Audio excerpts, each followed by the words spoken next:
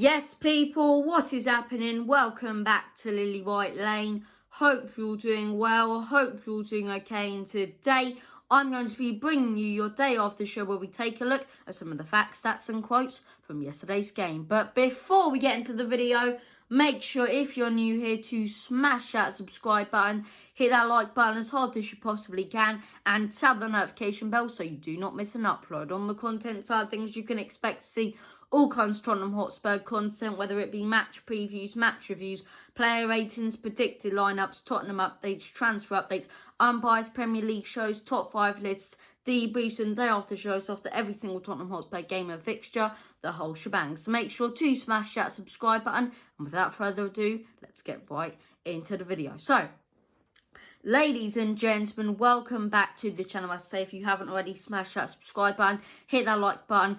As I say, tap the notification bell if you are subscribed so you will be notified every single time we upload on the channel. And as I say, without further ado, let's get right into the video. So welcome to your day after show, I say, where we take a look at some of the facts, stats and quotes from yesterday's game from the players, the manager. And when it comes to the statistics from the game, we take a look at both teams, whether it be the amount of possession both teams had, whether it be the fouls given away, the shots on target, the goals scored. We go through it all, so make sure to stay tuned. As I say, grab yourself a snack if you haven't already, grab yourself a drink, it's going to be a good video. So without further ado, let's get right into it. So, we will start things off with some of the statistics from the game. So we'll start things off with possession. Obviously, we'll start things off every single time with Everton, as this game did take place at Goodison Park at their home last night with an 8 o'clock kickoff UK time. So we'll start things off with Everton. So possession, starting things off, Everton had 54% of possession, whilst Tottenham Hotspur had 46%. 46% of possession from Tottenham Hotspur, 54% of possession from Everton. When it comes to total shots, whether they be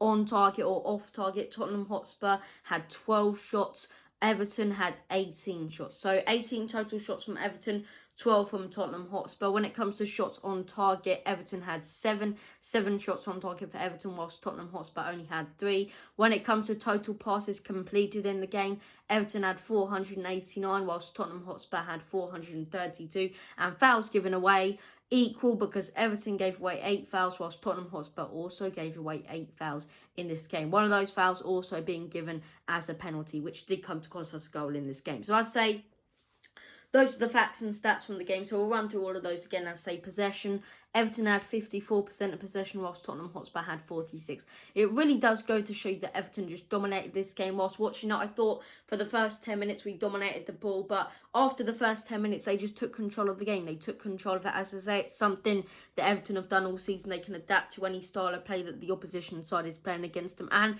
they dealt with us. They dealt with us for the rest of the first half. I do believe we were the better team in the second half, but as I say, in that first half, they kept control of the ball very, very well. Every single time we got it, as I say, we didn't control it. I remember many goal kicks from Lloris, which just went to a player. They'd head it down and it'd just be giving away possession to Everton. I remember that happening quite a bit. So as I say, 54% of possession for them, whilst we had only 46%. That's not a small margin. That's not a 49 to 49, is it? That's not like a 50-50 possession, is it? It's not a very close one. It's like 54% possession for Everton, whilst Tottenham Hotspur only had 46, and that's not the greatest stat regarding our standpoint. So I say, they dominated the ball. When it comes to total shots, Everton had 18, whilst Tottenham had 12. I remember Lloris making some fantastic saves in this game. As I say, he made one save Richarlison was due. It was an absolutely brilliant save. As I say, he also made another one with Richarlison again. I thought Lloris was really good in this game, if I'm being 100% honest. So, as I say, they had 18 total shots while we only had 12. We only had 12.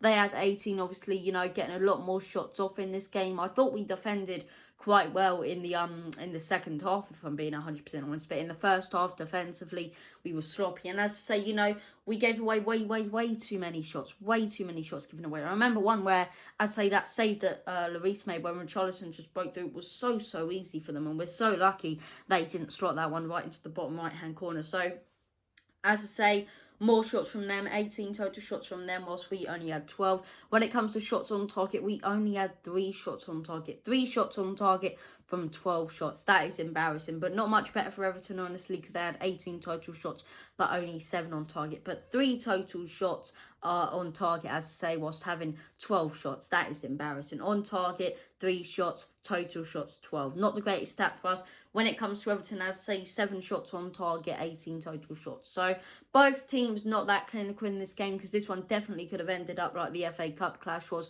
with the amount of chances the likes of Harry Kane and Richarlison had, and yeah, so those are the first few stats. As I say, that takes us on to the total passes. Everton 489, as I say. Tottenham Hotspur 432 total passes. So they passed it around quite nicely. I remember their second goal being some great movement. The one that Gylfi Sigurdsson scored, not from the penalty spot, but it was fantastic movement. As I say, they broke through us. It was fantastic passing. And yeah, I thought they played some very slick attacking football. As I say, very nice attacking football.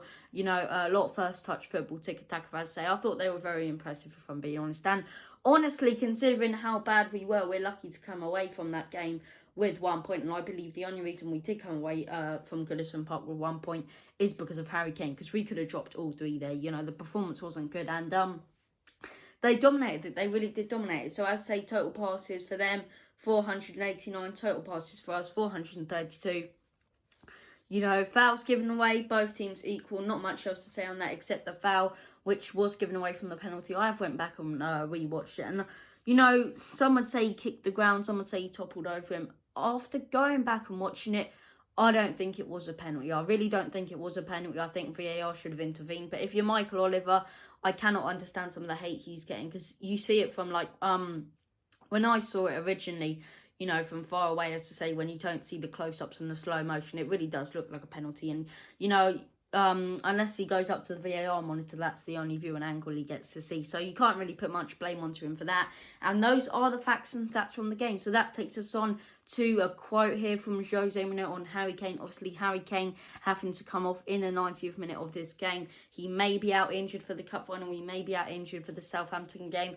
We don't know how to say it. I'm sure we will know over the next few days. And if you do want to know more about Harry Kane's injury, as I say, any updates that do come out, make sure to check out this channel, as I say, because we'll have it right here. But as I say, Jose Mourinho on Harry Kane, he says, 2 beautiful goals, and not a surprise for the ones that see him do that day after day in training, right? Jose Mourinho saying this in his post-match interview. He says, 2 beautiful goals, and not a surprise for the ones that see him do that day after day in training. Regarding Harry Kane's 2 goals, as I say, he also commented after the game on Harry Kane's injury, and look, he basically said on Harry Kane's injury, it'd be stupid for me to be, ridiculously optimistic. You can't be like that, and I'm sure we'll find an update over the next few days. Obviously, that's not the official quote, but it's pretty much what he said. So, Jose basically stating that Harry Kane had a fantastic game. He does that day after day in training, and honestly, we don't deserve him, because the guy's class. He is absolutely fantastic, and he goes to show we are a one-man team. But as I say,